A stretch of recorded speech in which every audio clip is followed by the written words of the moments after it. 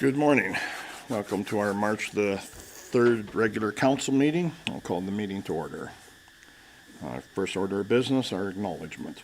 The town of Rocky Mountain House wishes to acknowledge that the land we are gathered is Treaty 6 territory and a traditional meeting grounds and home for many indigenous people, including the Blackfoot, Cree, Saulteaux, Stoney, and Métis. Adoption of the agenda. Is there any additions or deletions from the agenda? Councillor Shippold. Thank you, Mayor Boniface. If I could do one addition under closed session, I'd like to add 14.4, which is under the ATIA 10. And I never know what that acronym means, but one day I'll figure it out. It's a new FOIP acronym. Anyway, disclosure harmful to business interests of a third party, and this has to do with land negotiations. Thank you. Any discussion? I'll call that to a vote. All in favor? And that is carried. Thank you very much. Is there anything further? Would someone please make the motion to adopt? Councillor Stalker. I move we adopt the agenda for March 3rd, 2026 as amended. Thank you. All in favor? And that is carried. Thank you. No delegations today. Adoption of the previous minutes. Any discussion on previous minutes? No? Councillor Musker. Thank you, Mayor. I move that we adopt the regular council meeting minutes of February 17th, 2026 as presented. Thank you. Any discussion? Seeing none, all in favor? And that is carried. Thank you very much. No delegation, no delegation business, no old business, so our new business. 8.1, community safety areas of focus, policing priority development. Good morning. Council. Thanks for having me. So I am back before you following a conversation a couple of weeks ago about the RCMP's new process to establish community policing priorities across Alberta. At that time, Council asked administration to review our recent engagements around policing, community safety, and that sort of thing, and draft some policing priorities for your review. And so that's why I'm here today. The police model study that was undertaken in the spring and summer of 2025, so within the last 12 months, was focused less on the public-facing boots on the ground officers in uniform and more on the structure of police services, as you know. But the public engagement was fairly extensive, and there's quite a few certain community concerns and themes can be gleaned from the survey responses and the consultant's report from there. In addition, the recent strategic plan public engagement we did also had some themes apparent from the many responses we received about what their concerns are around community safety and policing. And so the report, the WMC report, is attached for your information, as well as the RCMP's letter of invitation to participate in that. And so I will summarize what those themes are, and then we can talk about the proposed policing priorities that I've drafted for your consideration today. WNC last year certainly heard that they would people would like to see our enforcement targeting substance abuse and seeing more local police presence and police engagement in the streets. I don't think that comes as a surprise to any of you here at the table. Most recently, the community weighed in on our strategic priorities, including around community safety and social programming, and it was pretty evident from the nearly 300 respondents that they would like to see an increased effort to reduce homelessness and increased effort to reduce the prevalence of illicit drugs in our community. Homelessness in and of itself is not a crime, of course, but there are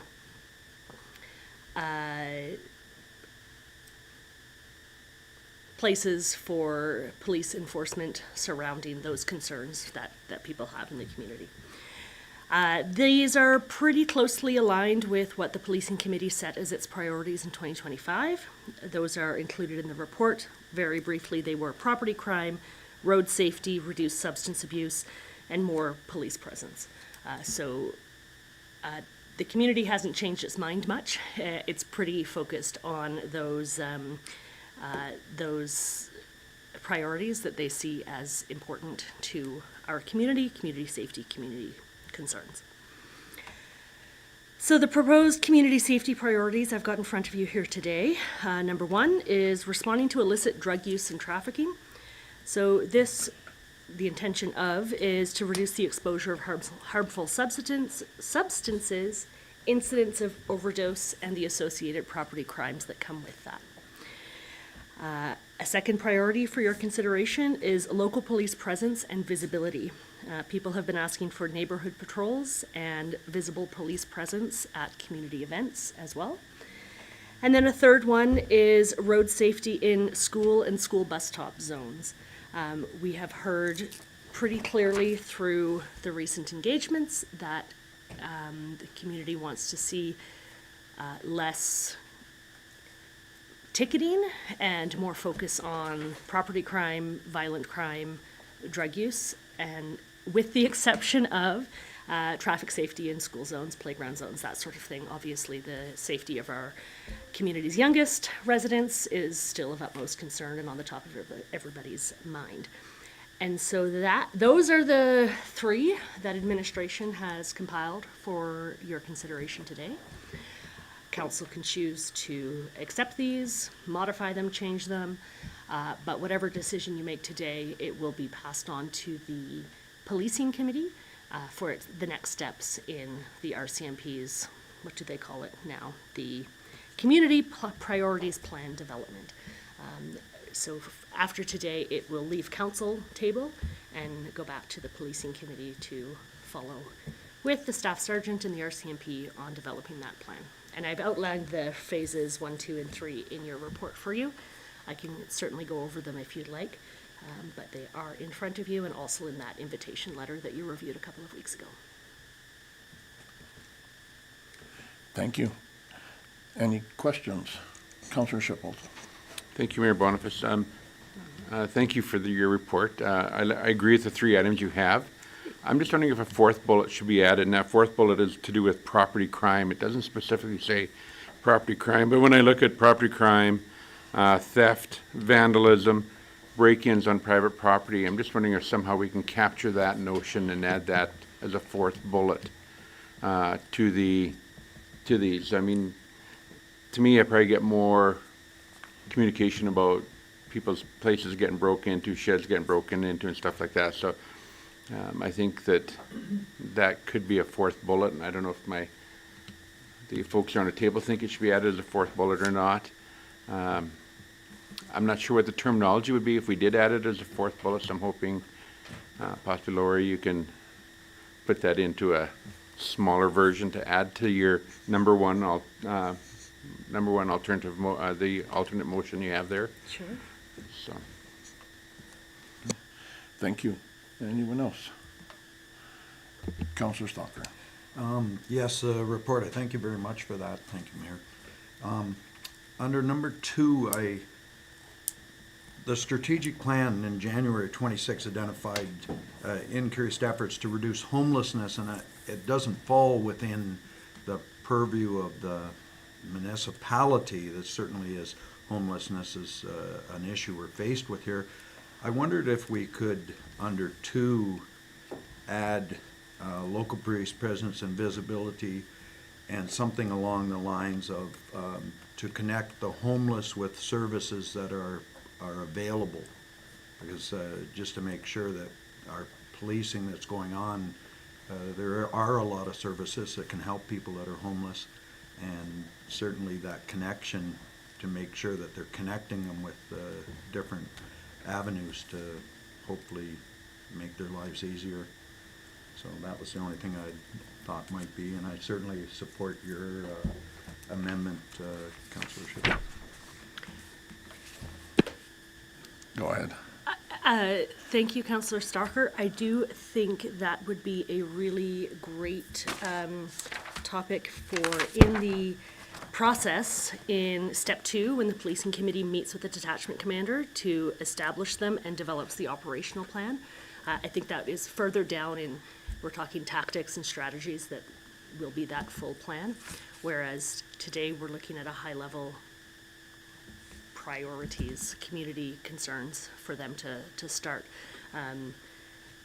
That would be my suggestion, looking at the invitation letter from the RCMP, but council can absolutely choose to put it in there if they so choose. They're all very much linked together, quite honestly, so, I mean, where do you stop? You can have quite a list, actually. Any other discussion? The 3 bullets with the addition of Councillor Shipholz, I think for myself, that works well to present to the policing committee.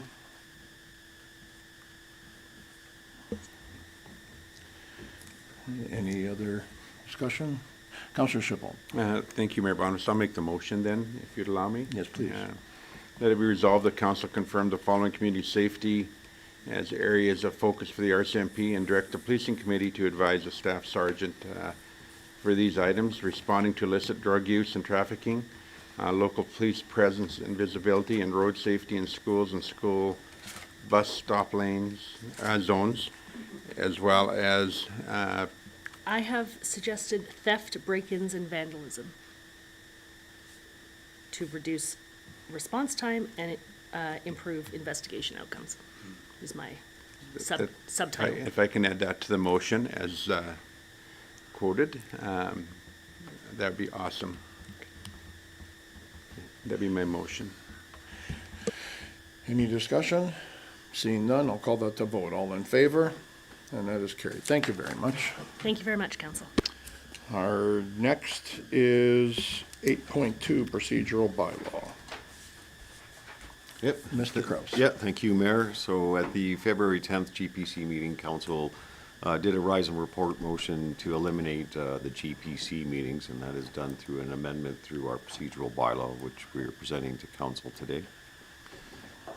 So just going quickly through it, to eliminate the GPC, just to let Council know this has no financial impact because both GPC and Council meetings are covered by Council's honorarium. It just, so there's no financial impact there. Council meetings would just become longer.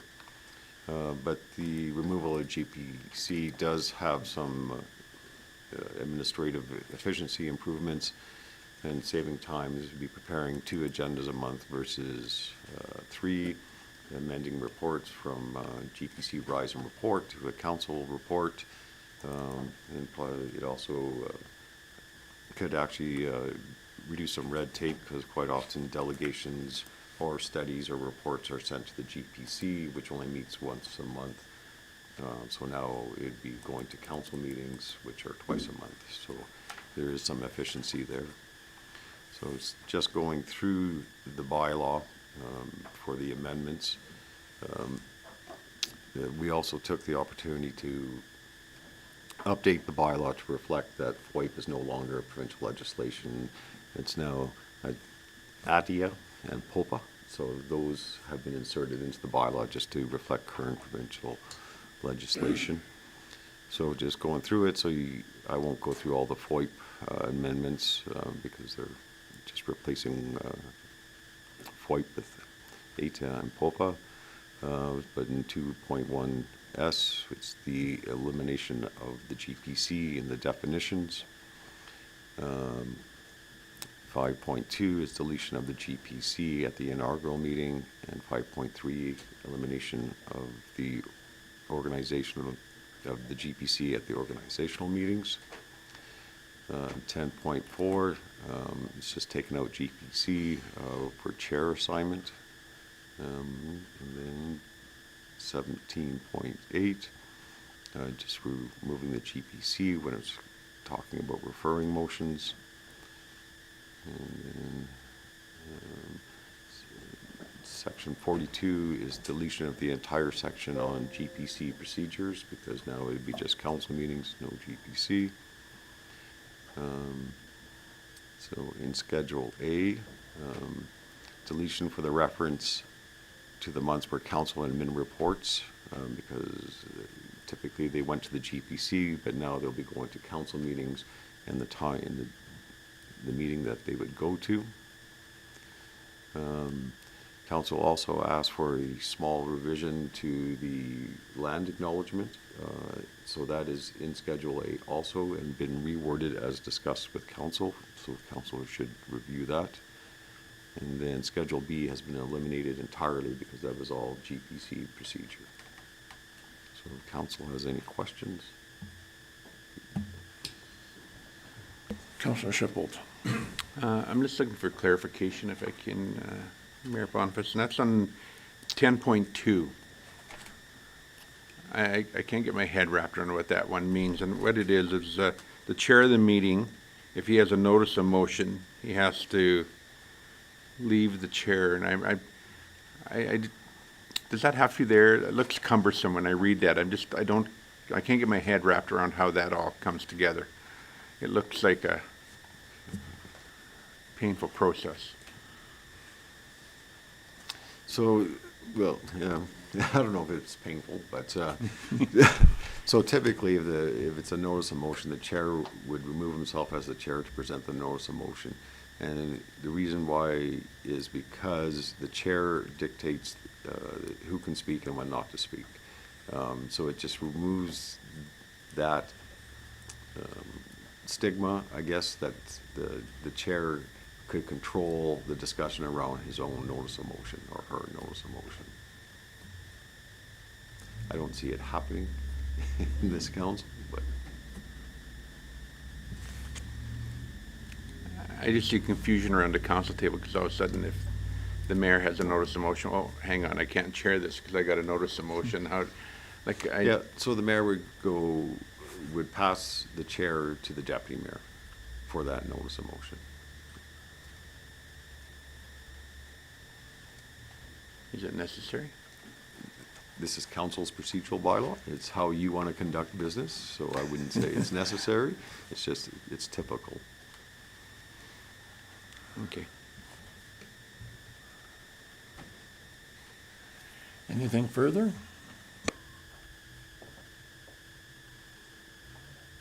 And so that's it, Mr. Kraus? Yep, that's it. If council's okay with the proposed amendments.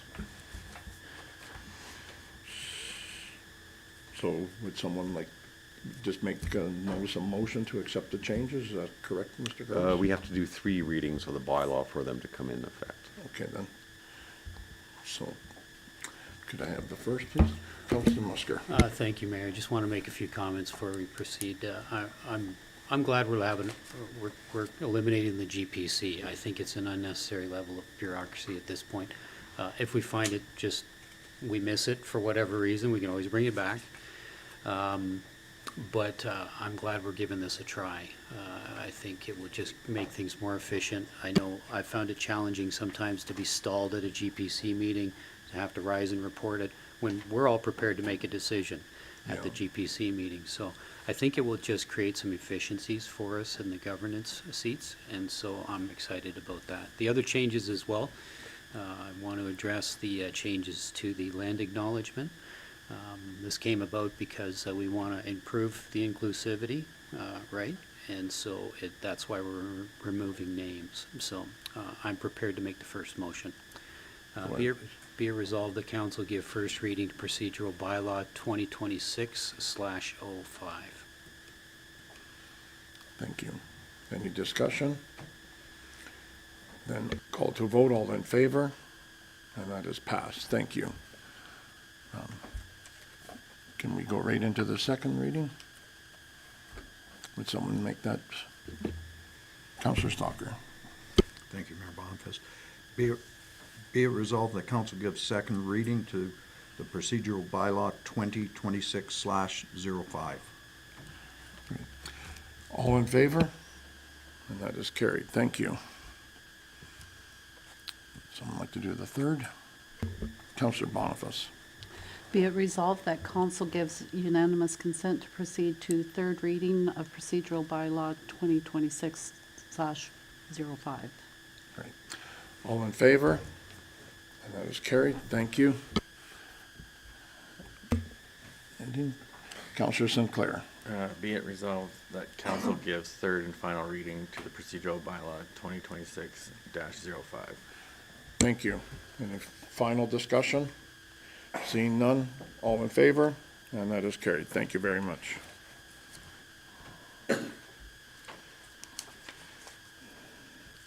Next, 8.3. Mr. Kraus. Yeah, thank you, Mayor. So just provide council some background. So back in 2025, the Rocky Housing Senior Council asked Clearwater County and the town to do a regional senior housing study for the needs of senior housing throughout the region. So that was included in council's 2026 budget for $50,000 to do that housing study. So this went to ICC to discuss with Clearwater County. And there was also a vision of doing a comprehensive housing study, which would take in all housing in the municipalities, for different housing needs, different income brackets, and so forth. At the ICC meeting, the motion passed there was for not to do a regional encompassing housing study, but just to do a regional seniors housing study. So that's what's bringing forward today. But included in the report is probably for council's discussion to actually do a comprehensive housing study for the town in conjunction with the regional seniors housing. So that's being presented today, but that would require a budget adjustment to do that. In meeting with the CAO Emmons of Clearwater County, he said he thinks there's an opportunity for the county to participate in a comprehensive housing study, but not through the whole region, but just focus on Caroline. So he's going to present that to his council, and if they agree to that, then it'll be a full partnership in both the regional seniors housing study and the comprehensive housing study. So we're just bringing it today for council's discussion and direction to administration of how you want us to proceed. Either just strictly a regional seniors housing study or both. Councillor Shippold. So we do have a meeting on March 5th with Assisted Living and Social Services, and that has to do with seniors housing within our communities. I'm thinking it'd be advantageous that we don't make a decision today, that we wait till the 5th of March, till after we talk to those folks, to make sure that we have all the i's dotted and t's crossed that they require. So I would suggest that we would table this item till after that meeting. And so that's where I'm at on that. And if I'd put the motion forward and then we can have discussion on it, it could get defeated. Sure. So the motion would be that resolved that council postpones the senior housing needs assessment report to the March 19th, 2026 council meeting. Thank you. Discussion on the motion on the table, please, for or against? Anyone? Councillor Stalker. Thank you, Mayor Boniface. The March 5th, will it be discussing provincial involvement that may be happening in the year 2026? Go ahead, Councillor Shippold. Thank you, Mayor Boniface. My understanding is they're going to tell us how we begin the process and what is required to begin the process in order to obtain provincial funding for a development within Lesserville, Caroline, and Rocky. Any further discussion? Then the motion is on the table to postpone it until after so we'll probably bring it back at our next regular council meeting after we've had the discussion on the 5th. So all in favor of that? And that is carried. Thank you very much. Next is 8.4, the raw water pump rebuild.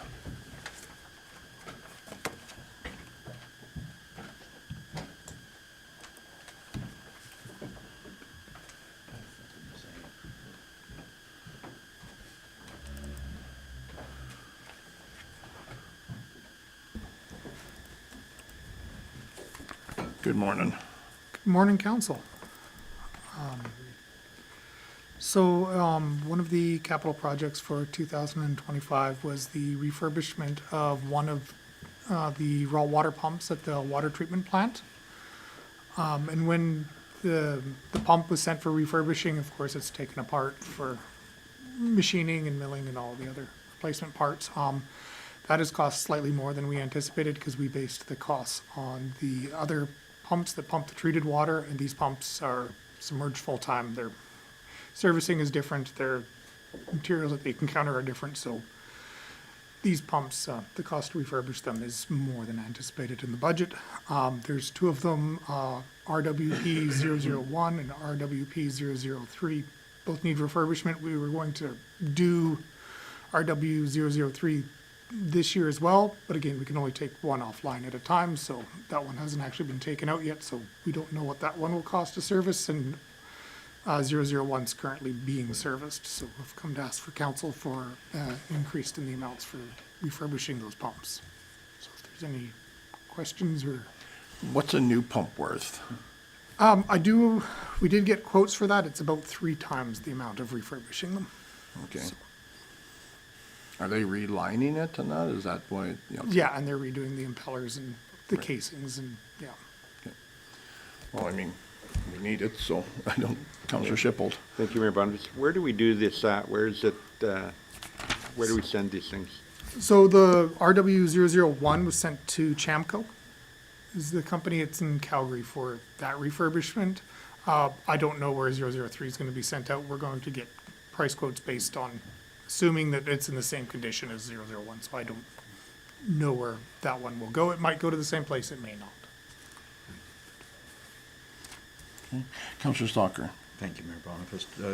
I had that question of how much new, what is the warranty on a new one compared to what we might, or is there a warranty on these refurbished ones?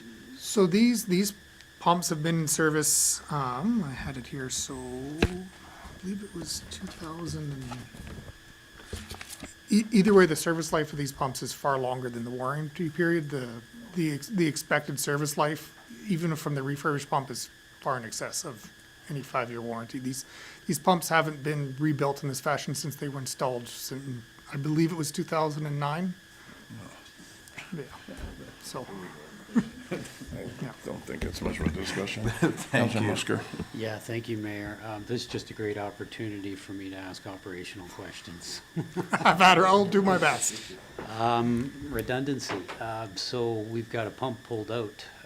Is we only running one and keeping our fingers crossed, or do we have something else for redundancy? We do have something else. So there's 2 RFD pumps, or VFD pumps, sorry.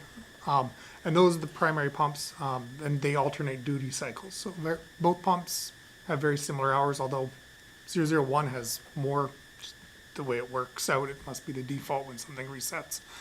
There is a duty pump. We don't use that a lot for that purpose, but in an emergency situation, or if it was absolutely required, it could be configured to do that. That's not currently how it's set up, but there is a plan in place for that. But no, there is just the 2 pumps right now, and we are depending on the one pump.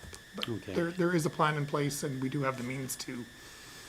And the full duty pump is mainly used for flushing the lines for frazzle ice or for other operational issues, and it's not the ideal use case. And again, it would take both pumps going down for us to have to Right, do that. thank you. The second question is, do we alternate running these 2 pumps so that they wear out at the same time?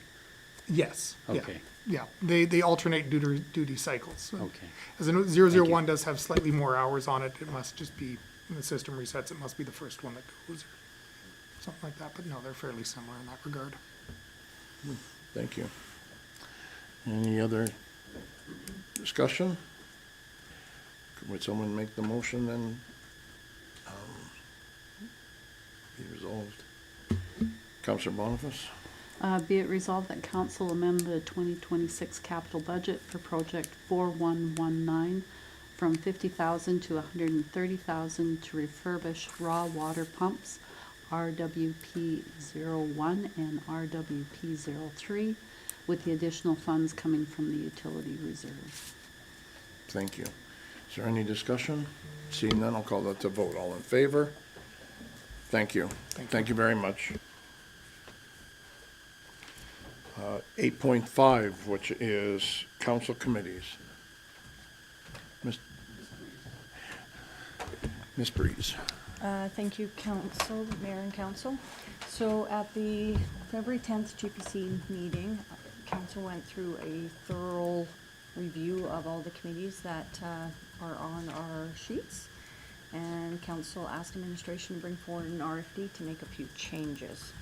So among those lists, the committees that were addressed were the Anti-Racism Committee. So this is a committee that has not met since 2021.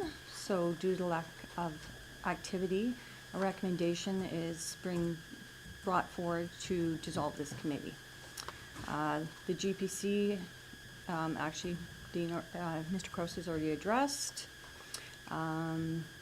The other committee was the post-secondary, the Governance and Priorities Committee recommended the removal of the representation from the town, from the Rocky Community Learning Council.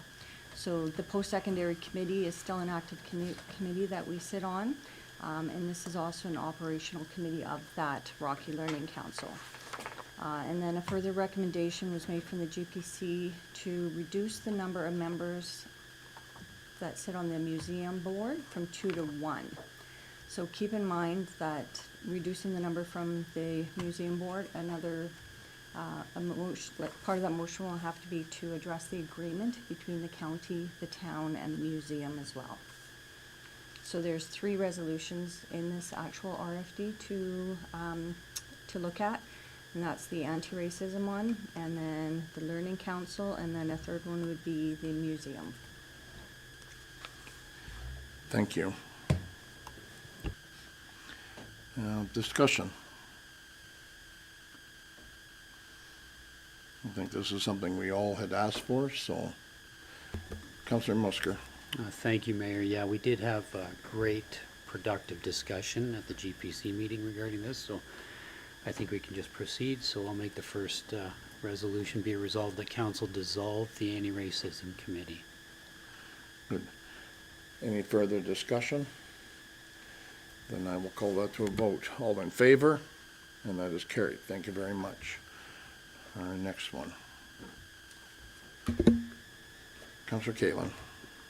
Be it resolved that council remove council representation from the Rocky Community Learning Council.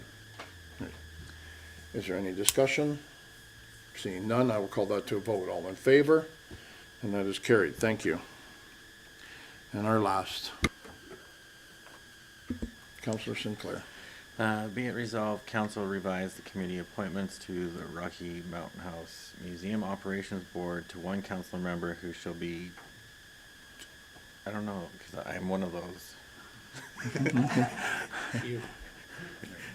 Shall be me, and instruct administration to reach out to Rocky Mountain House Historical Society in Clearwater County to amend section 2A3 of the current agreement to have 1 member from 2 members. Great.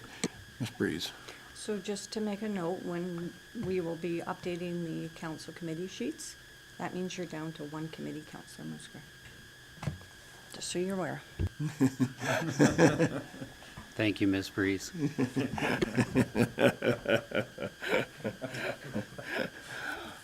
All in favor? And that is carried. Thank you very much. Okay, our next item is 8.6, Board and Committee Public Members Remuneration Policy. So thank you, Mayor and Council again. So this actually came before GPC, and the recommendation was to bring a little bit more information and also the RFD that was presented at the service level. In addition to the policy that was reviewed at GPC, I did add a few extra comments in there, basically kind of giving an idea of what a lot of other towns and cities do in place of, like for volunteer. So like Saddle Hill County, they host an annual volunteer appreciation barbecue. And it seems to kind of flow through that's what a lot of people do, is do some sort of volunteer recognition, whether it be like the town of Westlock has a free barbecue at the Rotary Spirit Center, which is their big rec center. And the town of Banff hosts a spring volunteer appreciation event. I'm not sure what that entails. So just added that for a little bit more information. And so I'll leave it up to council. Thank you very much. Any thoughts or discussion, please? Councillor Musker. Thank you, Mayor. I do. I just want to start by saying how much I appreciate the changes to the policy. It's eliminated a lot of ambiguity there, brought a lot of clarification to it. I only have one problem with it. I would like to see the per diem section removed, section 5, because what we have is a situation now where some public members who are appointed by council receive per diems and some don't. So this needs to be fixed. But I really like the idea of a more meaningful way to recognize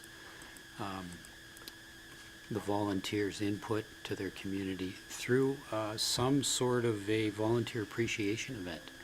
I don't think anybody joins or puts their name forward because they're going to get financial compensation for it.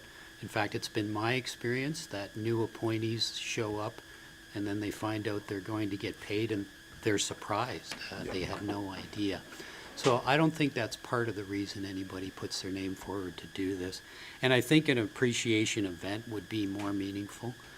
So that's the change I would like to see to this policy before we move forward.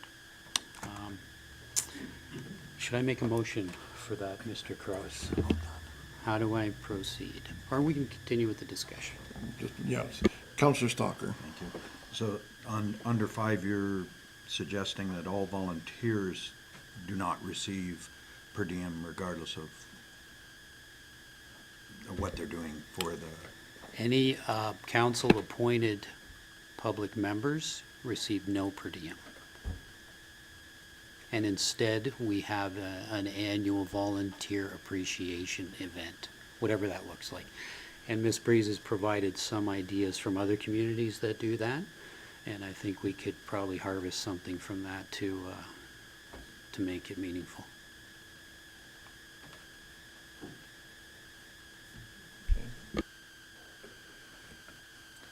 So the ask that Councillor Musker was asking is, do we need to go back and change this, or is this in here? I thought I saw it in here that we could. You certainly could approve the policy, Mayor, with the amendment of taking section 5.5 Okay. out. In addition to that, there would be, if an event happens for a celebration, that's a budgetary concern too. So, Councillor Musker. Thank you. To address the budgetary concern, approving everybody a per diem is going to be a budgetary issue as well. Okay. Councillor. Thank you, Mayor. And just asking Ken, what do you think about, do we leave it this way for this year and change it for next year going forward? That's, thank you, Mayor. That's a possibility, but then we're giving out per diems and then taking it away next year.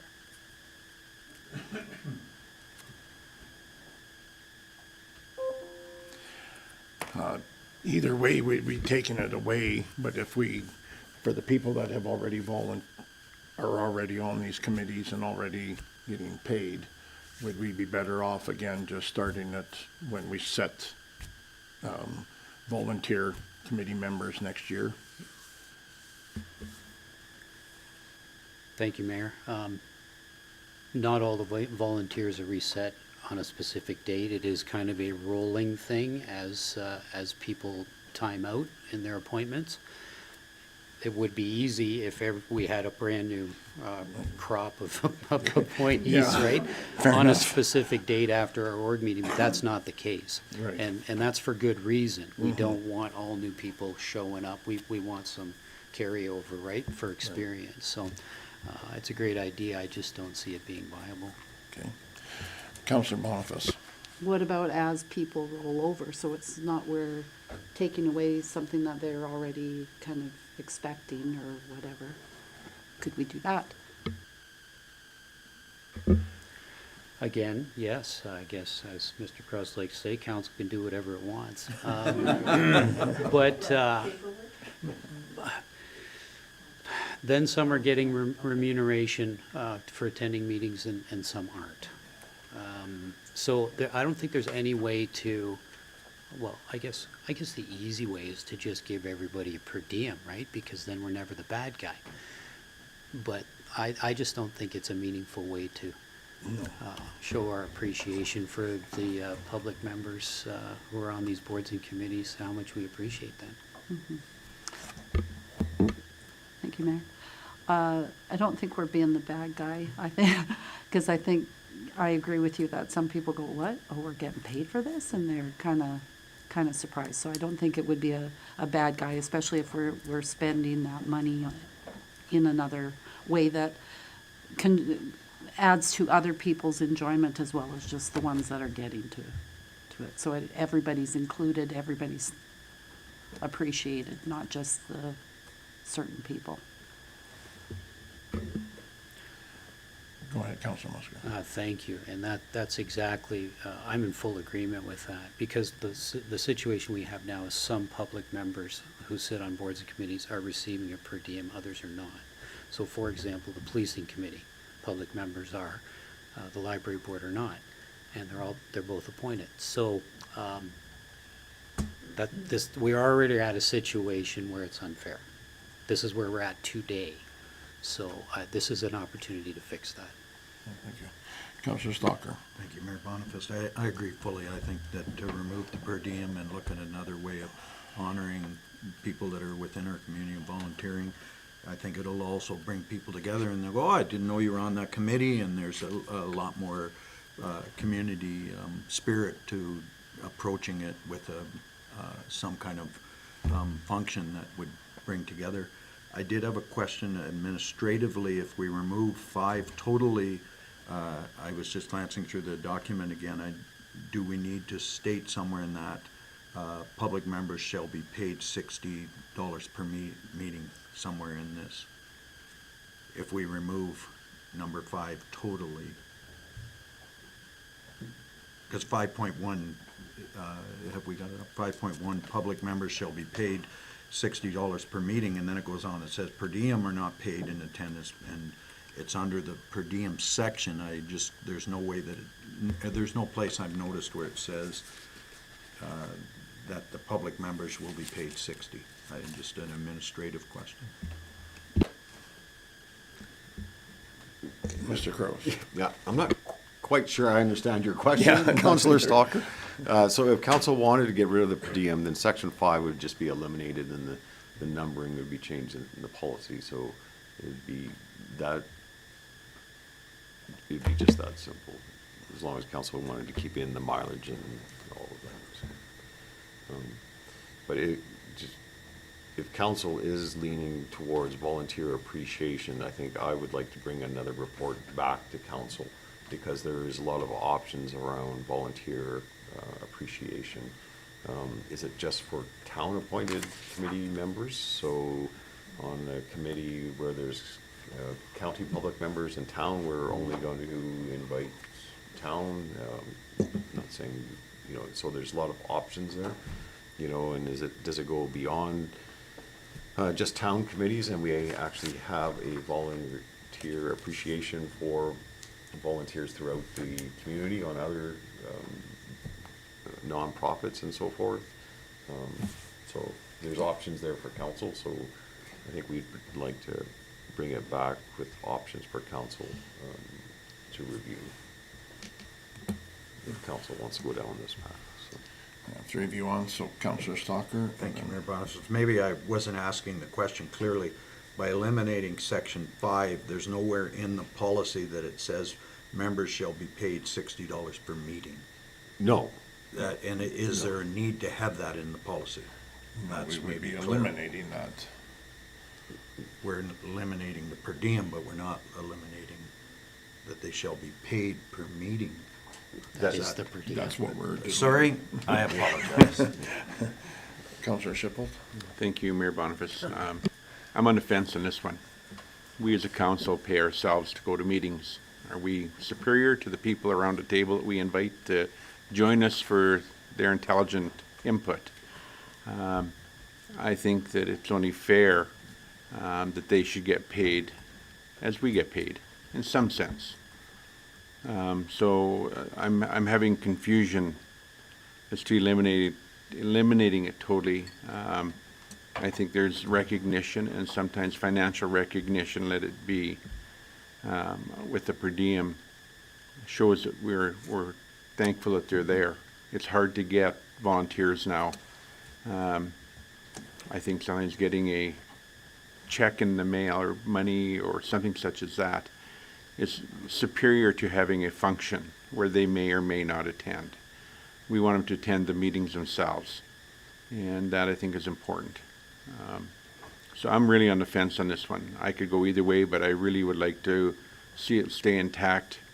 I've been around previous councils where this discussion has taken place, and I'm really leaning towards not eliminating it. I know from an administration point of view, it's probably 100% easier not to have it, because then you don't have to worry about where the payments go and all the rest of that. But I think it should stay in place. Councillor Musgrove? Thank you, Mayor. Two things I'd like to address, and I just need clarification from administration. If we eliminate the Section 5 per diems, it does not affect the attendance at conventions, conferences, and professional development. Would that be true, Ms. Breeze? Okay, thank you. So this is just the per diems per meeting. So we would still be compensating them for attending conferences and whatnot, meals, mileage, all that stays in place. To address Councillor Chappelle's being on the fence on this one, I get it. I certainly get it. But I sit on a board of a nonprofit that I'm not compensated for. I know I sit around this table with others who do. We do it because it's important to us. We feel it's a way to contribute to the community. And so I would think that would be the case for the people who put their names forward as well. For these council-appointed positions on boards and committees. And to address your concern about showing our appreciation, I think an event is more meaningful than getting a paycheck. But that's just me. And from my perspective, if I was appointed, I would prefer to have a dinner or a barbecue or something than to get a stipend every month or whatever. The money's gone. The event lasts. And you're right, it's a great, as Councillor Stalker said, it's a great opportunity for people to get together, for us to see who is all volunteering. But then, I mean, there's a lot going on here. I agree. We need to ask administration to come back with more of a report on what would be involved in some sort of a volunteer appreciation event and what that might look like. So there's a lot to discuss here, and I appreciate the conversation. Thank you. Councillor Boniface? Thank you, Mayor. I hear both sides and can feel both of them and kind of, yeah, it's kind of tough. But it would be, I think it would help the all-around town spirit that we're really trying to grow here by having an event. And it would be another reason to get together and celebrate and get to know our neighbors better and things like that.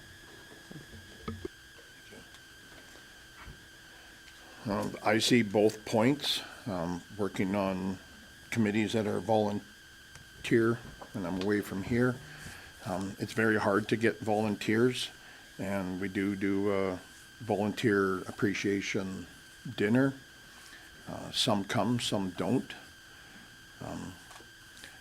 I agree with Councillor Musker and about doing an event, and I'm going to throw a third pie in here. That would be, we continue to pay, because I feel it's important, at least for now.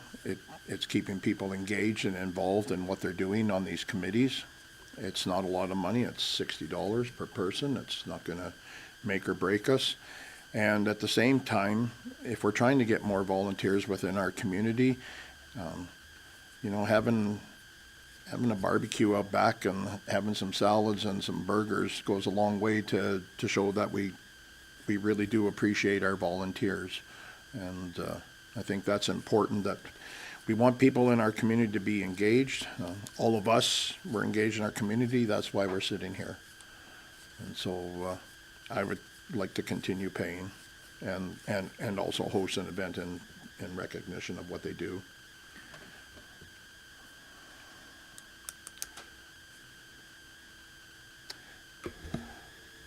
Councillor Kalen.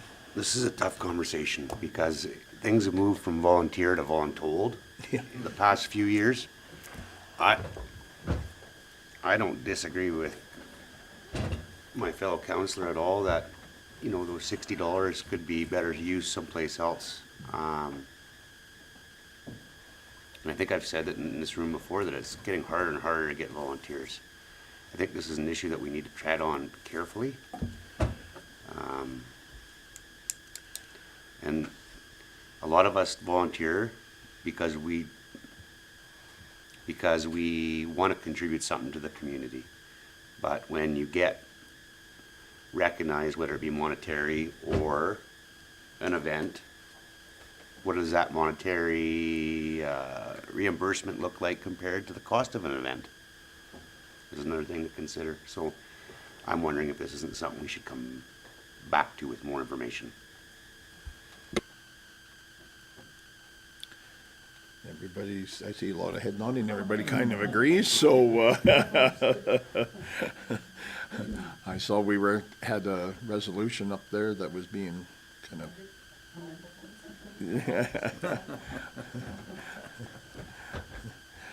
so would someone like to make this motion then, please?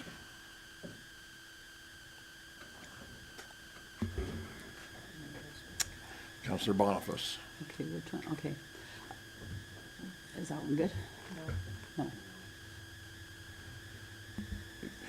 Mr. Yeah, Barros. thank you, Mayor. So I think the resolution would just be a resolve that council postpone the report on public remuneration and instruct administration to bring back more information on a volunteer appreciation options. Sure. Okay, be it resolved that council postpone the decision-making and ask administration to draft a report to present at a future council meeting. Perfect. Any discussion on the motion on the table? Councillor Shipholz. I just want to be about what we're getting back for report. Is it going to include the costs at what we pay if it was $60 per volunteer per meeting, or like, what's your thinking in terms of what we're going to be looking at? I think it's bringing back options with costs for different volunteer appreciation scenarios. Because it can go from quite a spectrum. It's something maybe council wants to partner with Clearwater County, and there's a large volunteer appreciation for volunteers with both Clearwater and us. Or it could be scaled down on the other end of the spectrum where it's just town-appointed committee members and it's a barbecue. So we're going to look at different scenarios through that spectrum with costs, anticipated costs for council. If I'm reading council right. So, thank you for that. My fear is we're not talking big money, and we're going to spend a lot of administration time doing a report, I guess I question whether this is money well spent or not with administration time doing it. So I throw that out to the rest of my counselors as we got a motion on the floor. If it's worthy of the amount of time. I just toss that out there. Councillor Boniface. I wonder if it would be more money effective and time effective if we just kind of start nosing around the community to see what people really think on their own. Like if we can kind of hook our contacts and see if what they would like as, we do our own little survey on our own, like we always do. Like we do a lot of that anyway, so. Okay, thank you. Councillor Muscat. Thank you. I think that's a great idea, Councillor Boniface, and we have time to do that while administration is preparing this.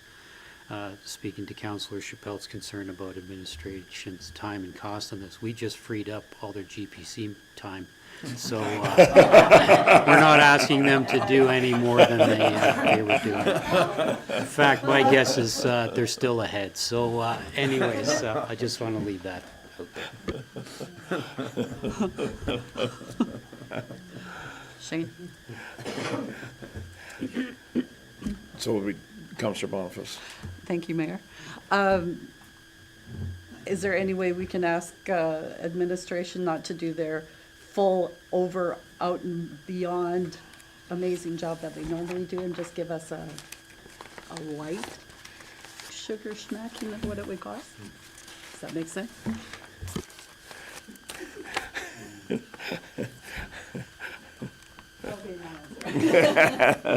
No, we will prepare a report and try to get the costs as close as possible for council's decision. Okay. Well, the motion is on the table. So is there any other further discussion? So, Councillor Boniface, did you want to say something? Okay, no, you've already done it. Unless you wish to. Okay, then the motion is on the table for administration to draft a report to present to future council meetings regarding holding an annual volunteer appreciation event with costs.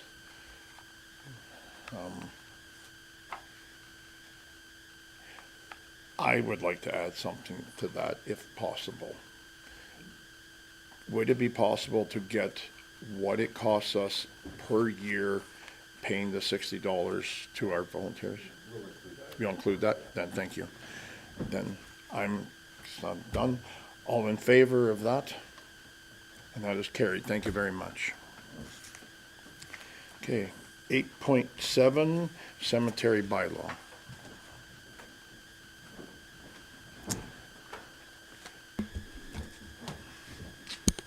Good morning, welcome. Good morning, council, mayor and council.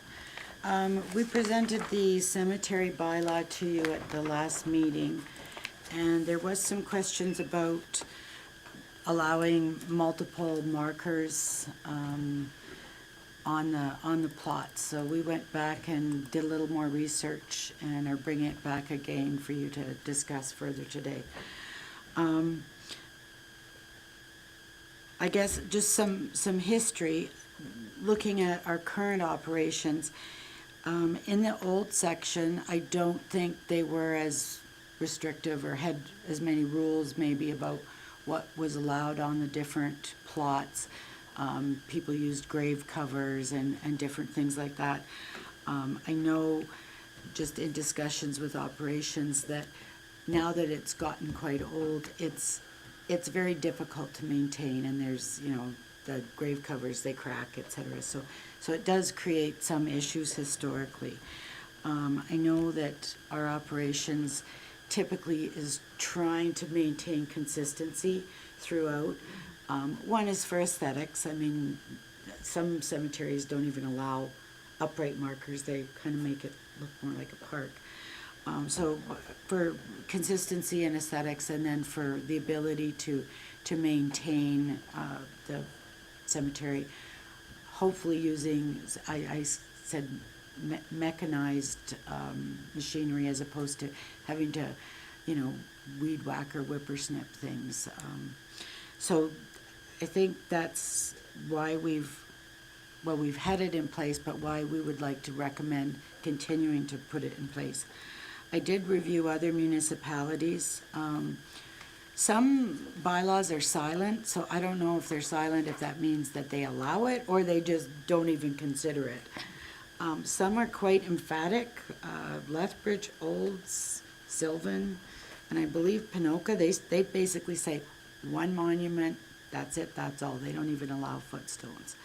But there are, I did list the other ones that do specify, a restriction on the markers. So I do believe it's to try to maintain that sort of integrity of the entire subdivision. So with that, I guess I'm still recommending that we stick with 2. And I can leave it for you to discuss or ask questions. Thank you very much. Thank you for all the work finding out about all this. It was very insightful. Is there any discussion? Looks like we all agree, so would someone like to do the first reading then, please?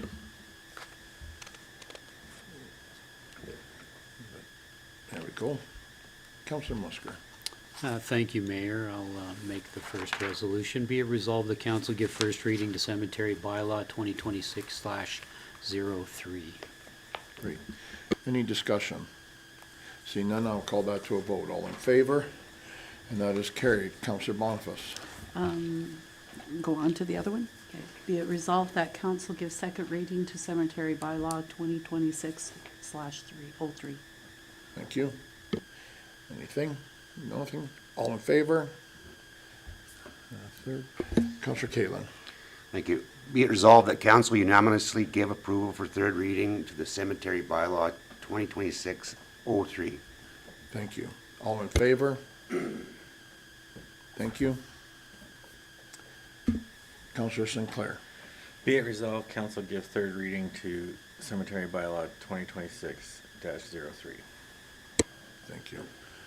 Any discussion? Seeing none, all in favor? Thank you. Thank you very much.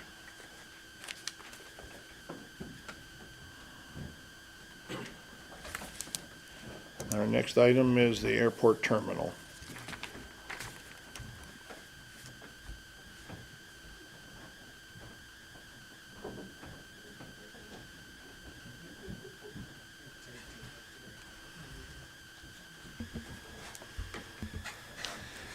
Thank you, gentlemen.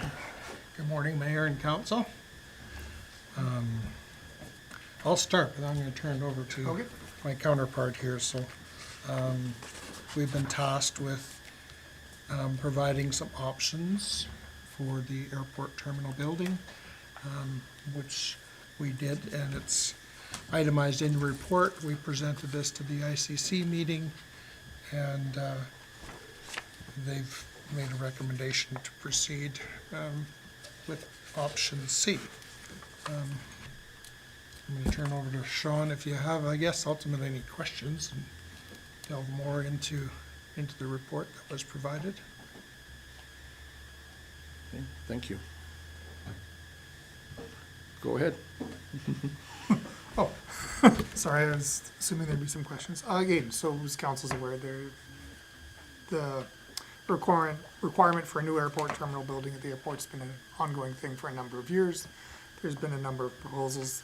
The recommended from ICC is for a stick building, just a plain rectangular building. It's very ordinary. Again, I'd encourage you to go look at the building adjacent to Dairy Queen, WSB's building. It'll be very much in that stand. This will not be a centerpiece or a mantelpiece. It'll be very rectangular, steel roof, very easy to maintain. This is very much what this building is, and that's what these quotes are based on. We've, for option C, it's local builders. We've gone out to it. We'll put it out for an RFP and we'll see what we get back. We're fairly optimistic that this will be fairly, a quick process and whatnot. So, if there's questions on. happy to answer them. I have a few. The new construction, it's obviously slab on grade, correct? It was originally suggested slab on grade. There is a very high water table there, though, Yes. so there might be a grade beam might be the more cost-effective construction. That's what I was hoping you would say, thank you. Right, so slab and grade like construction, Yeah. so sorry, yeah. Originally, enough. I was thinking slab on grade, but that's just not the way it Yeah, worked out for the geological reasons out there. yeah, because we Yes. definitely need it off the ground so we can slope all that away. Yes. Good. Councillor Musker. Thank you, Mayor. For those of us who are not into constructing things, what's the difference? So slab on grade is exactly that. It's like a garage pad essentially that you build your thing on. You'd have a concrete floor for the building, and it's just a large slab. The perimeter would be slightly thicker for the walls, but due to the high water table and the way that the ground shifts out there, it's very prone to cracking. So a number of the airport hangars out there, if they're not properly drained with the constantly running sump pump or whatnot, you'll continually have those issues. You will also, concrete is a porous material, so you'll have that dampness, especially if you wanted to put carpet over it. It's just a pain to deal with in certain situations, and this would be one of those situations.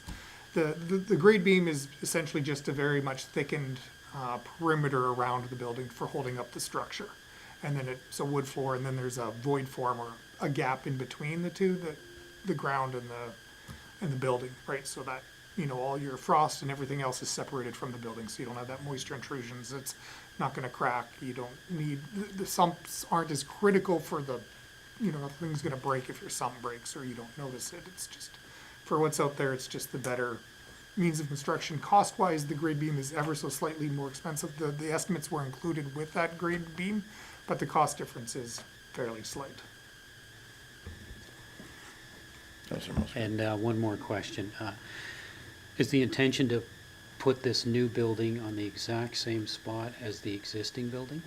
It is generally, yeah. So it might be off by a little bit just because we'd want to avoid exactly where the walls were, but the intention is to completely demolish the existing foundation, fill it in, and bury it. Yeah. Okay, thank you. Councillor Shippold. So a question about demolishing the walls. Do we have to demolish, or anything that's above ground for sure, demolish and knock in a hole? Can we bury it, or do we have to haul it away?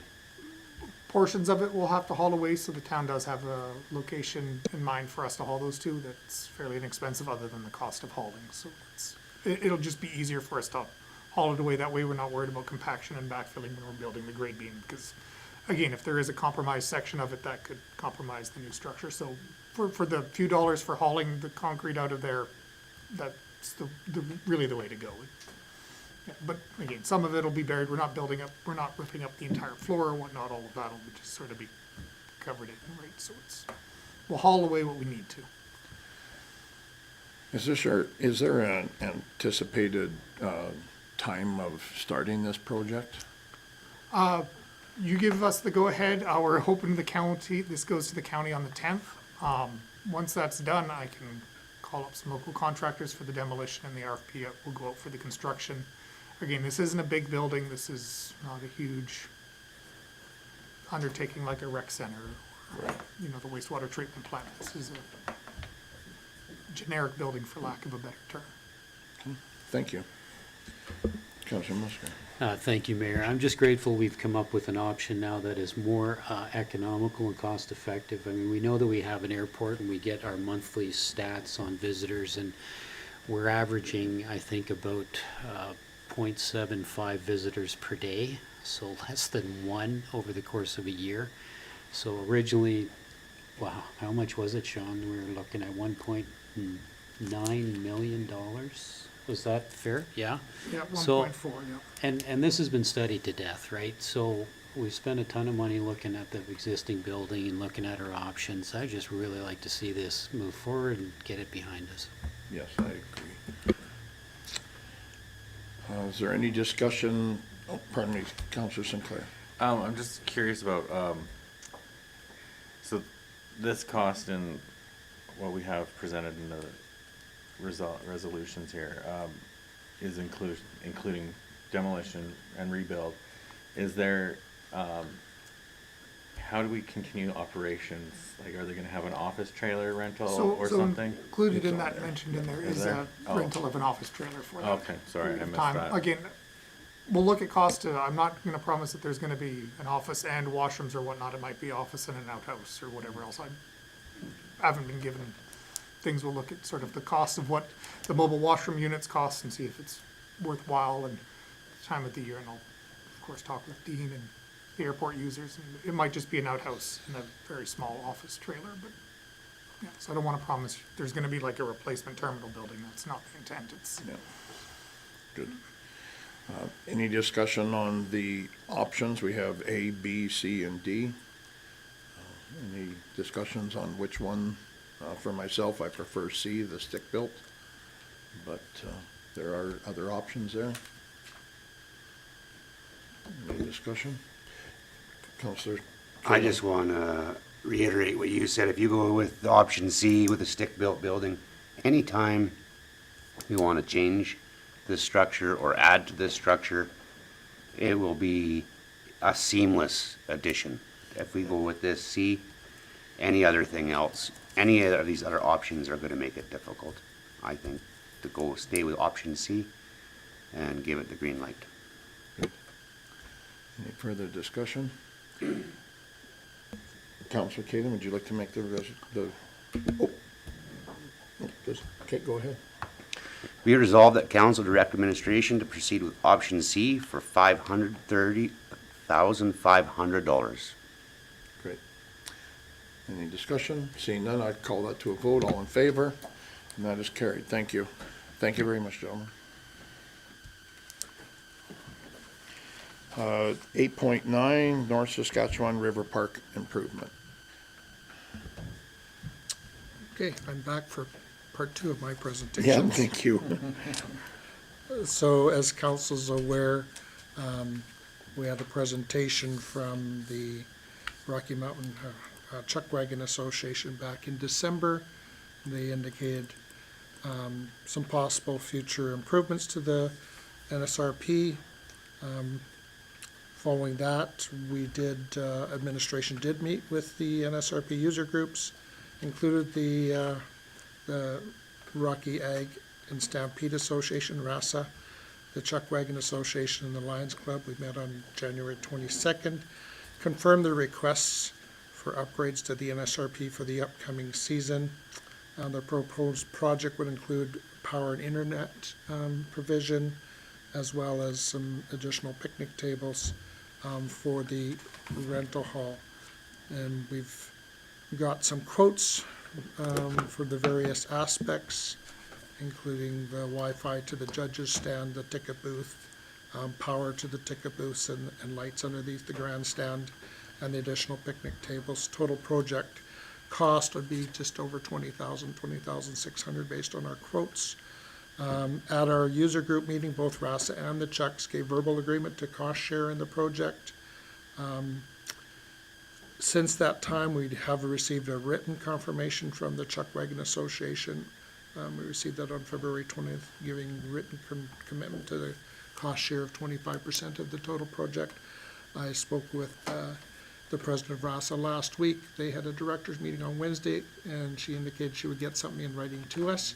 I haven't received that yet, so still waiting for that commitment. But so basically, we have some options to move forward with the improvements to the NSRP. The recommendations there are before you to amend the 2026 capital budget for upgrades in the amount of $20,600. And then the second resolution would be to approach Clearwater County. And my understanding is they're taking this resolution to their meeting next week on the 10th. Does council have any questions? Councilor Musker. Thank you, Mayor. We had some discussions about this previously, and the topic of more picnic tables came up, but there was, I don't remember what we said, but to do with where we're gonna put these extra tables, or was it more cost effective to just have the users rent tables? And now it's on the list Yeah. for requisition, so if you could address that. Yeah, we had the conversation with the user groups, and the tables that we have will be collapsible, so they would be kept inside. From the user group, it's not so much use of the tables inside the hall, but during their events, they would go out and about outside the hall itself. So when they're not being used, they would be stored in the hall against one of the walls. And Not fully understanding the procurement of how everything works with the business of town, but $400 for collapsible portable tables seems like a lot of money. When I was buying them last year at Costco for 10, there were 10 people, one's collapsible for $169. So yeah, I mean, I realize we can't send someone into Costco to buy some tables, that's not how this works, but do we put this out for a bid for tables, or do we just have a preferred company that yeah, we have to dealing get with? quotes from 3 different companies. Oh, okay. I used Global Industrial, Uline, Costco as an option, but Right. the dollars that I put in there is based on one of the other recommendations. If we can Okay. find them for less, we certainly will. Right, okay, that's great, thank you. Counselor Stalker. Thank you, Mayor Boniface.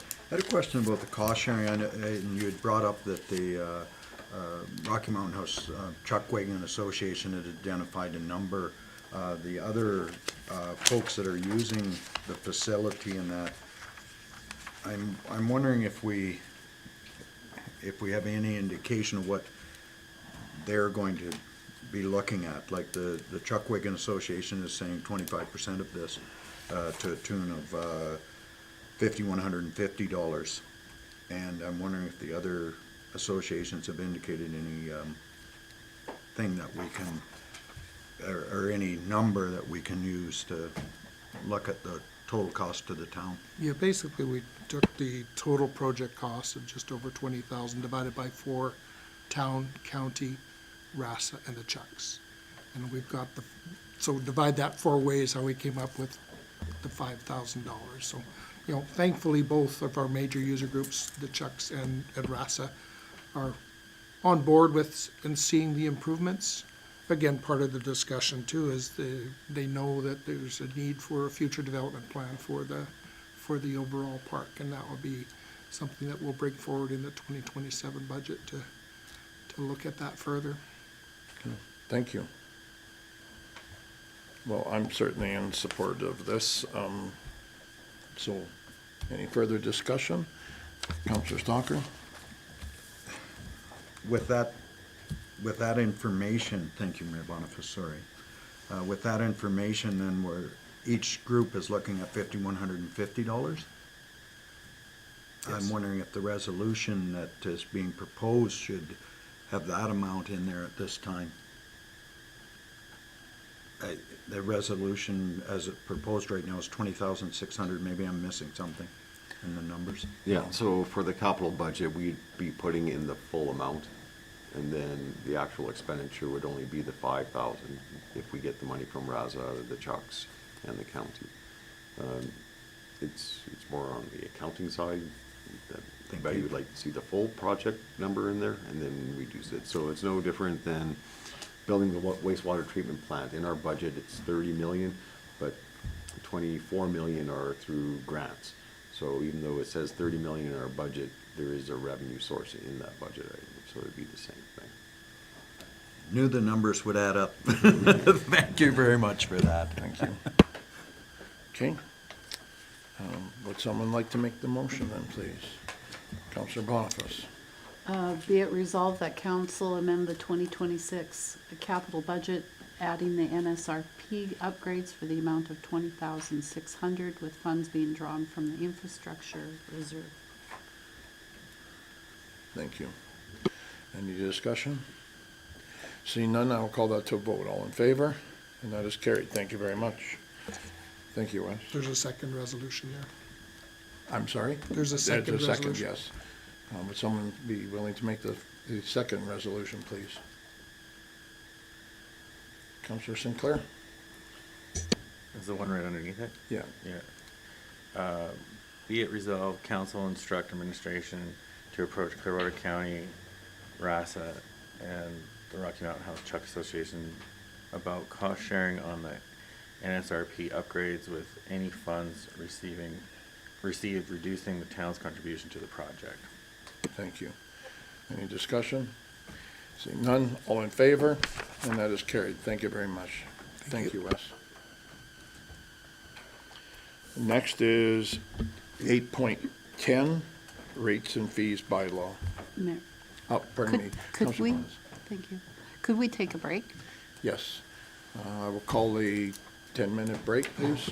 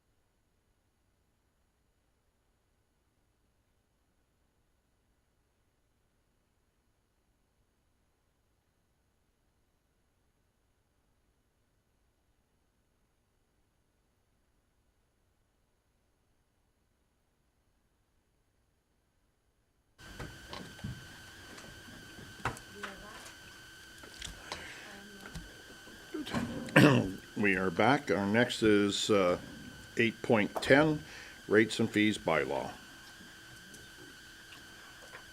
Ms. Breeze. Thank you, Mayor and Council. So before you is a rates and fees bylaw 2026/2.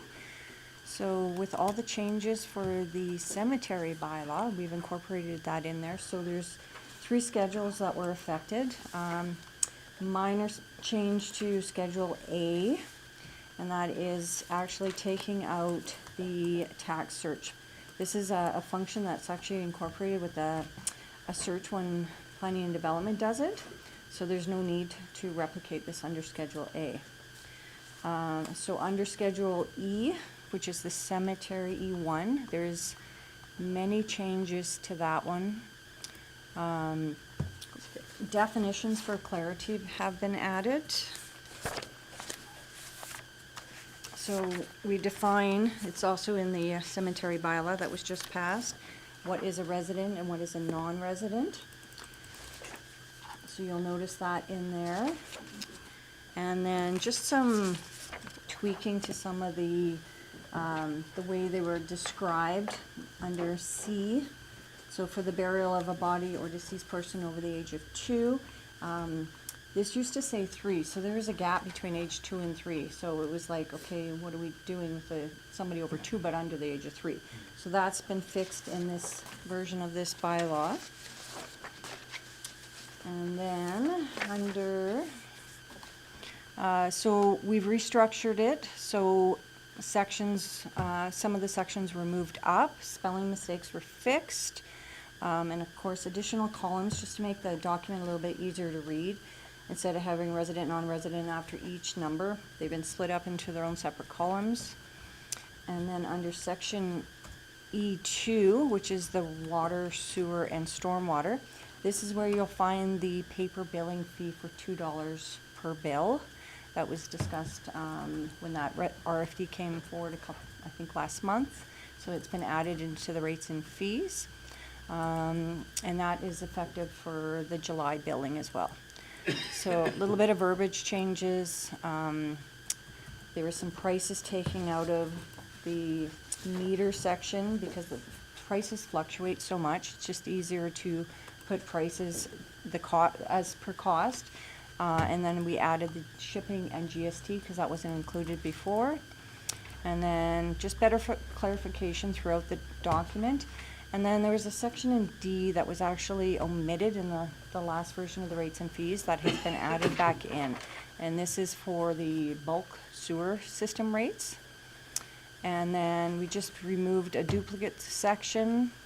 And then one minor change to section Schedule G, which was basically updated the name because it was incorrect for the co-op, whatever the new name is. What is it? Cooperative Aquatic Center. And that would be about it. Have we been getting much feedback about the $2 costs for paper billing? I'm gonna look at Betty. We've had one I know we complaint had that I'm fully one aware of. person inquire to all of us. Yeah, yeah. Okay.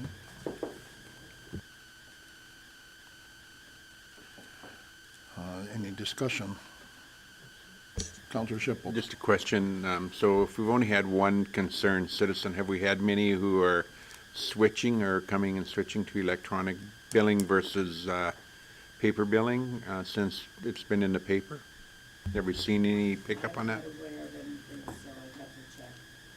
So we haven't done much in the way of promotion yet because it hasn't actually passed until council passes this today. The opportunity hasn't necessarily been there, but when we first brought it in, 7 or 8 years ago now, every push we did to get people to sign up always resulted in a pretty steep uptick in people signing up. Good, thank you. So sorry. Go ahead, Mayor. please. So then to that, we'll start then a campaign once we approve this to go from there. Thank you. Councillor Caitlin. Thank you, Mayor. And then maybe with that campaign, we would, and I would never dream of telling you how to do your job, Laura, but maybe explain to people the offset in costs. This $2 is gonna, the $2 or $24 a year is gonna be a cost savings of this to the town. Is that correct? Thank you. Great. Any further discussion? Then we have quite a few things here, so would someone like to make the first motion, please? Councillor Stalker. Thank you, Mayor Boniface. Be it resolved, the council give first reading to fees, rates, and charges bylaw 2026/02 as presented. Thank you. Any discussion? Seeing none, I'll call it to a vote. All in favor? That is carried. Councillor Boniface. Thank you. Be it resolved that council give second reading to fees, rates, and charges bylaw 2026-02. Discussion? Seeing none, all in favor? And that is carried. Would someone like to make the third? Councillor Sinclair. Be it resolved, council give unanimous consent to proceed to third reading for fees, rates, and charges bylaw 2026-02. Great. All in favor? That is carried. And for the final? Councillor Caitlin. Thank you. Be it resolved that council give third and final reading to fees, rates, and charges bylaw 2026-02. Thank you. All in favor? And that is carried. Thank you very much. Next, 9.1 is correspondence for action. This is an invitation to the prayer breakfast happening on March the 11th at the Lou Soppet. It is open to mayor and council. Councillor Musker. Thank you, Mayor. I go to these regularly. Need a motion for this? Yes, we do. Okay, so I move that any councillor who wants to attend the prayer breakfast on March the 11th at the Lou Soppet Center be allowed to do so. Good. Councillor Shippold. If I could, thank you, Mayor Boniface. Just a friendly amendment, it would be that administration send out an invite to those wishing to go. Agreed. Okay. So the motion is on the table. All in favor? And that is carried. Thank you very much. Next is call for resolutions for 9.2 for Alberta Muni. Mr. Kraus. Yeah, thank you, Mayor. So this is coming back to council again, just we'll keep it there until council tells us not to, but this is just for a resolution to go to the fall AB Munis conference if council wants to put forward a resolution. Council did meet with the Wild Rose School Division, and there was a discussion for resolutions coming out of that in regards to the school funding. But we haven't received a letter from the school division yet outlining what they would be looking for. I can follow up with the superintendent for that letter, and we could bring it back. But if council is looking at any other resolutions, we'll leave it for council's discussion. This is like the resolution that was made last time we were at Alberta Muni. Yeah. After discussion with the Wild Rose School Division that evening, I realize it's not necessarily us here in our town, but with the problem with vehicles passing school buses with red flashing lights. This is something that we could bring forward to in a resolution for the Alberta government to look at higher penalties. Mr. Kraus?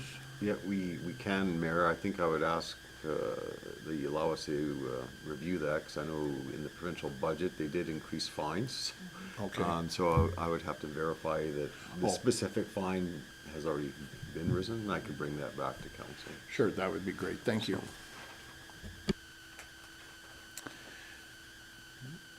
So is there anything else that we'd like to see done? Do we wish to proceed with the information that Mr. Kraus provided us? Councillor Musker? Thank you, Mayor. I see that the deadline for submitting a resolution is May the 31st, so we have tons of time Yes. to have discussions and come up with ideas and things like that. So Sure. I would move that we just accept this for information. Sure. Councillor Shipple. He did it already. Okay, the motion then is to accept this for our information purposes. Any discussion? Seeing none, I'll call that all in favor, and that is carried. Thank you very much. 9.3, Alberta Municipal Minister Nixon meeting request.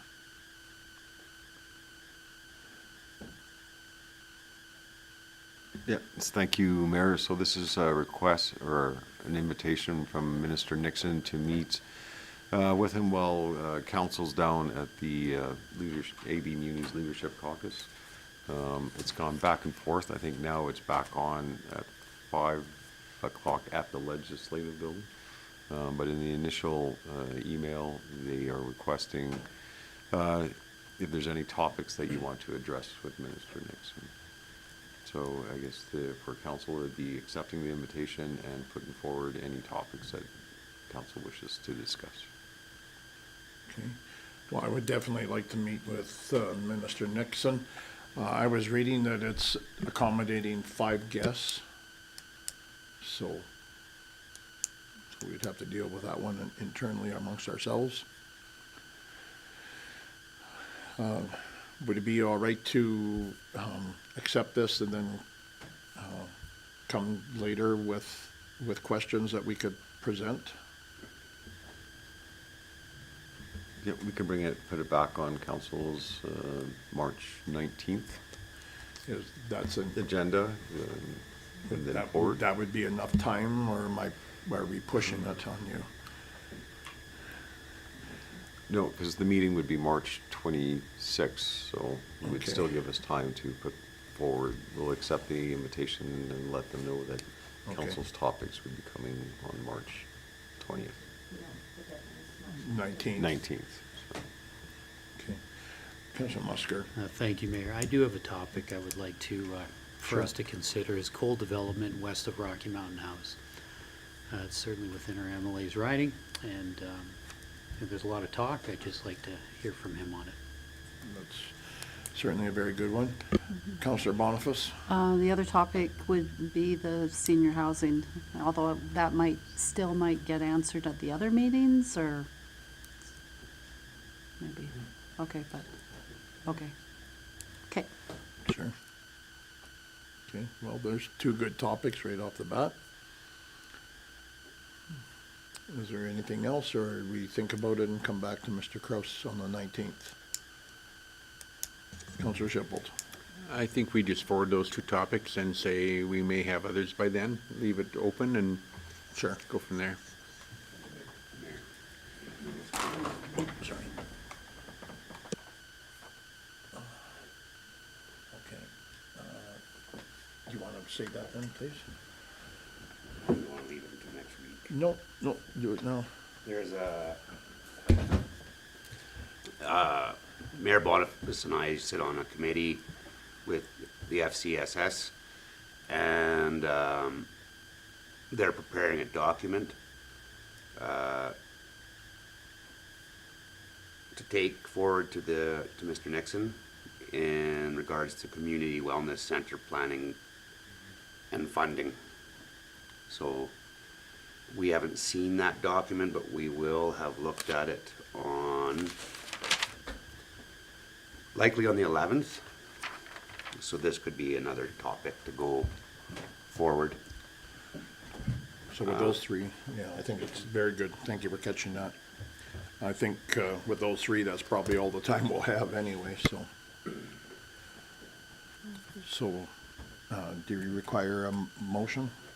Would someone make the motion, please?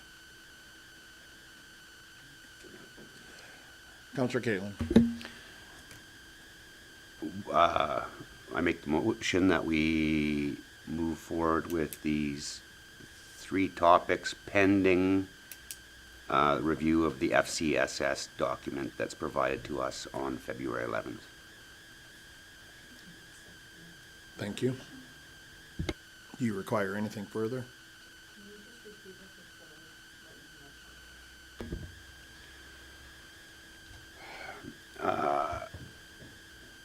There is a document being brought forward to Mayor Boniface and I, as well as the FCSS committee, about a community wellness center planning.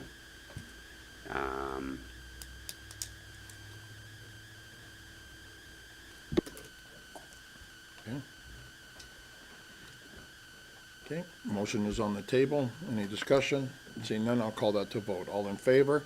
And that is carried. Thank you. Our next 10.1 to 10.4 are correspondence for action. Is there any discussion on any of these items? Seeing none, could I get a motion to accept for information purposes, please? Councillor Shippold. I also move that we accept items 10.1 through to 10.4 as information. Thank you very much. Any discussion? Seeing none, all in favor? And that is carried. Thank you. Next is 11.1 action list. Mr. Gross. Thank you, Mayor. So going through the open items, discussion of airport naming, currently that's on the next ICC agenda.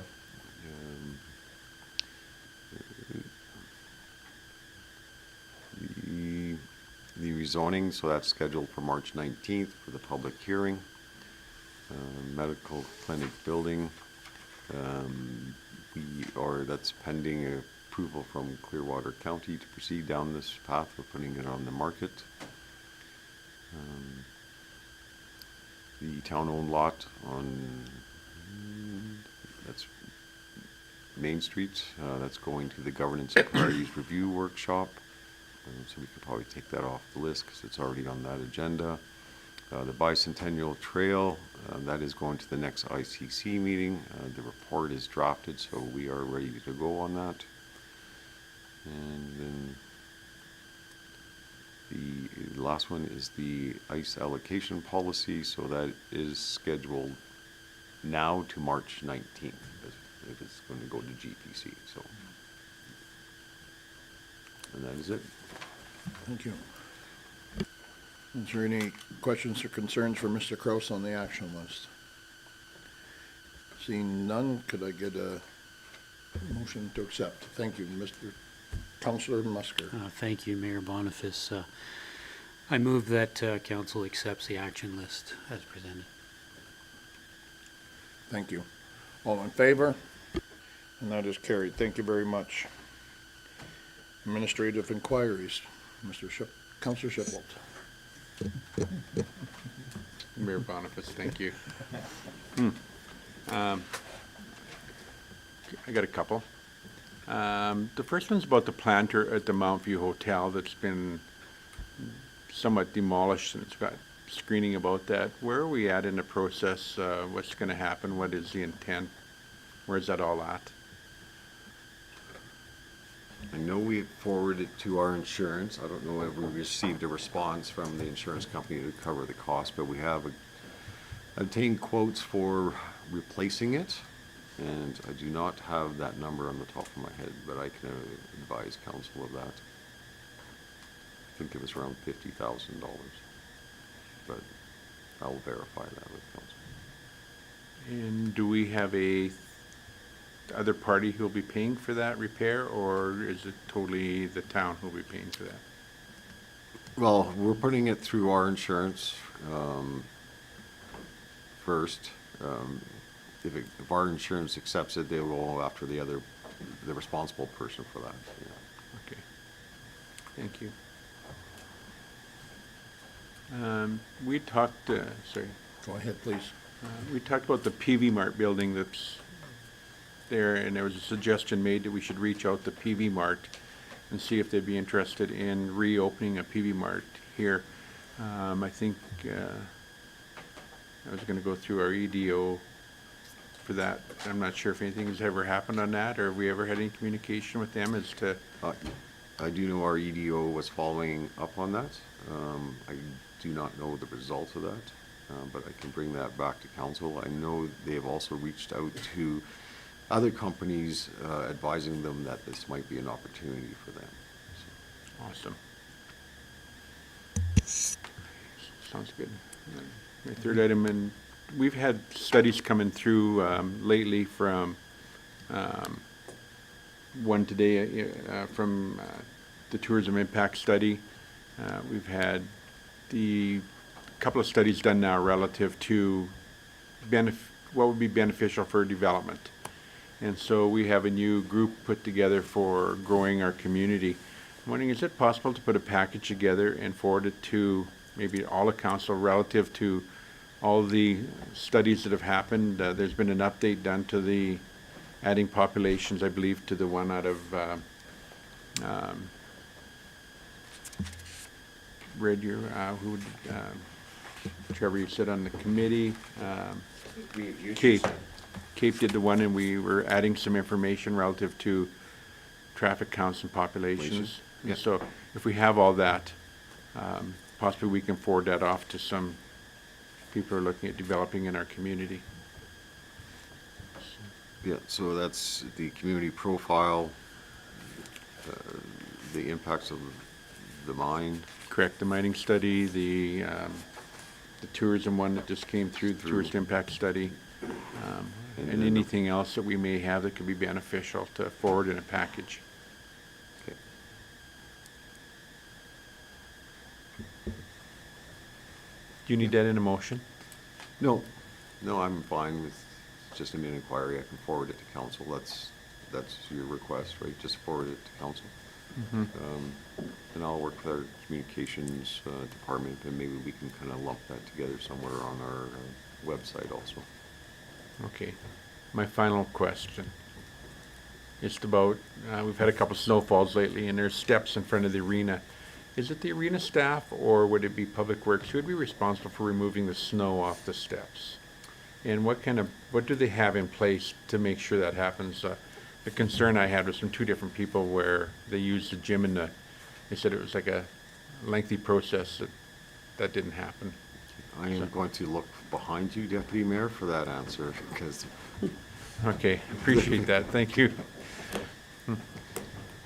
I'm not sure of the line between Public Works and rec staff. Or what Yeah, it well, is. I totally appreciate that, because I didn't know either, so. Mr. Mayor, to Councillor Shipwell. Our facility attendants and maintenance operator staff look after the sidewalks and the stairs, and they're out there as frequently as they can on those snowfall days. Public Works assists with clearing the fire lane and the roadways. Our staff look after the sidewalks. Sometimes on busy, arena days when, like on a weekend, they're getting out there as frequently as they can, shoveling the snow, particularly on the sidewalks, and laying down salt, just ice melt. Make them as safe as we possibly can. Thank you. Councillor Boniface. Thank you, Mayor. Along the lines of Dale's comments on the new community profile and all the brochures that we got copies of, I haven't noticed anything stating the new crime stats. So like what I'm looking at right now is the community profile one, but I see that it's 2025. Because I'm looking at the way we used to use that CAPE one to send to doctors to kind of promote them moving and living here, and so it had all of Alberta stats for Rocky Mountain House. So is there something that we have that has the correct states, like the criminal activity here? Yeah, no, we've discussed that with the staff sergeants, and the reports that's coming in now are strictly for the town. Yeah. So do we have a brochure or like? something now that has that included in it? No, we don't have a brochure that the new Cape includes one? that. Get Cape to fix their last one? Yeah, I can ask Kate. Or at least know when it's Well, I can coming? forward Kate the recent one that we received from the staff sergeant, sure. Could I get a copy of that one? So, and would that be acceptable to send just a raw copy like that? Yeah, so the staff sergeant gives us monthly reports, so, which goes to our policing committee, but I can Okay. forward that to all of council. Okay. Thank you. Is there any further inquiries? Oh, I'm sorry, Counselor Stocker. Thank you, Mayor Boniface. I had an inquiry from a resident related to, I'll try and word this tactfully, and I know we're addressing this issue both through the bylaw as well as our police. Folks sleeping on benches on Main Street and the need that it's interfering with the business involved. And I'm wondering if I recognize that removing that specific bench is probably relocating the problem, but that may also solve the problem specifically for this business. And I was wondering if there'd be any consideration that we could remove a bench in relation to that situation. I have done that in the past when it was interrupting one business, and then, as you said, he relocated to another bench, and so recognizing that keep doing that, we're just going to lose all our benches, and so I mean we were taking another approach with the RCMP, and I know they are working with the individual, but it is definitely a slow process. And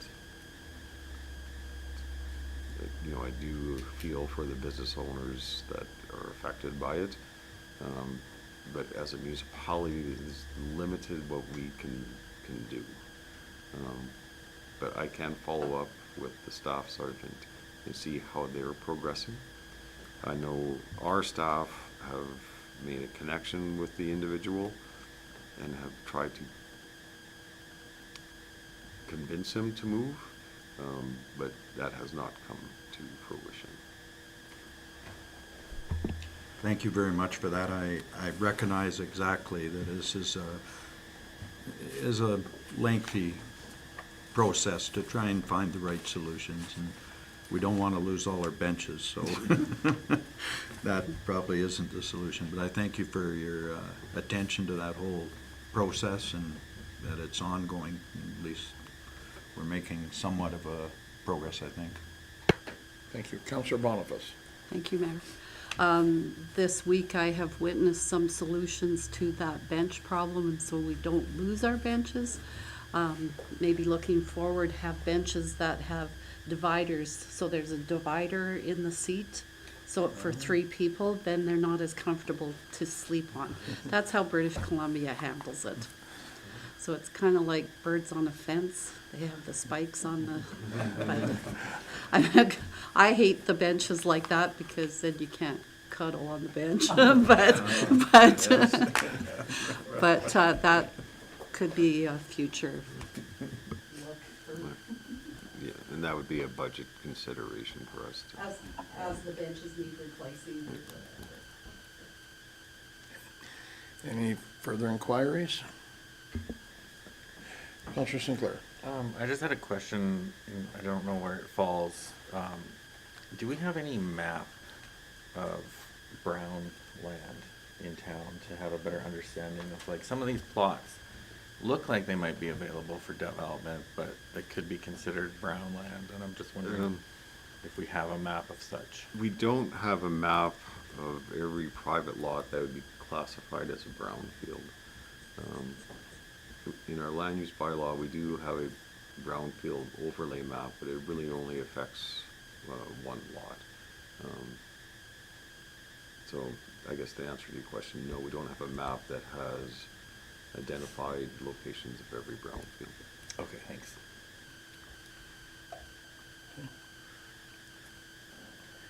Anything further?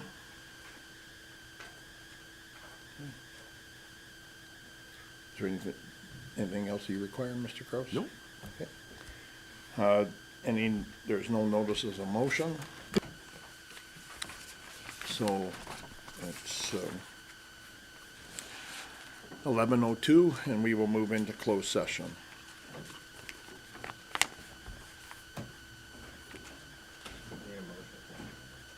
We need a motion to move into closed session, yes.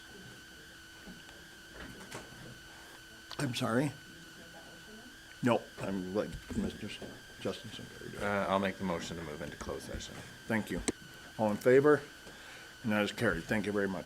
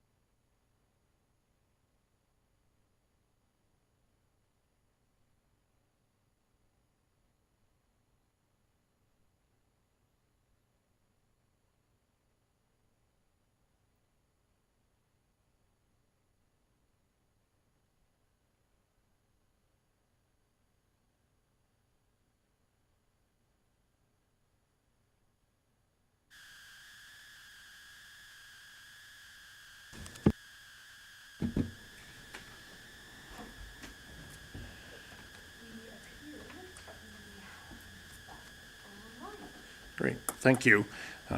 We're back from closed session, and we do have some motions arising from it. Councillor Musker. Thank you, Mayor Boniface. Be it resolved that agenda item 14.2 be reviewed after the council strategic planning workshop on March the 13th, 2026. All in favor? And that is carried. Thank you. Our next. Who's got the next one? Councillor Shipple. Thank you. For this is the item that I added to the agenda, 14.4, and that it'll be resolved that the administration move forward with the road right-of-way and playground acquisition and to purchase those lands for $35,000. Thank you. Does that capture the? With funds coming out of council priority funding. Thank you. All in favor? And that is carried. Thank you. Councillor Stalker. Thank you, Mayor Boniface. I have a motion to make. Be it resolved, council instructs administration to draft an agreement for residential development. Thank you. All in favor? And that is carried. Thank you. Councillor Sinclair. Thank you, Mayor. Be it resolved that council requests administration to develop a MOU to have a concept plan drawn up for a new recreation center. Thank you. All in favor? And that is carried.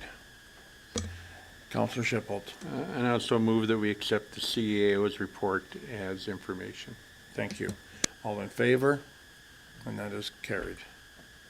I believe that is all the business left. Okay. One more? Which one is that? Was someone scheduled to do that one? I can so do that if you wish. Yes, please.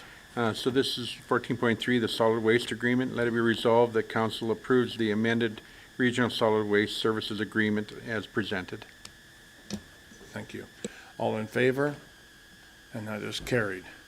I believe that now concludes our business. Thank you very much for watching us today, and meeting is adjourned. Thank you.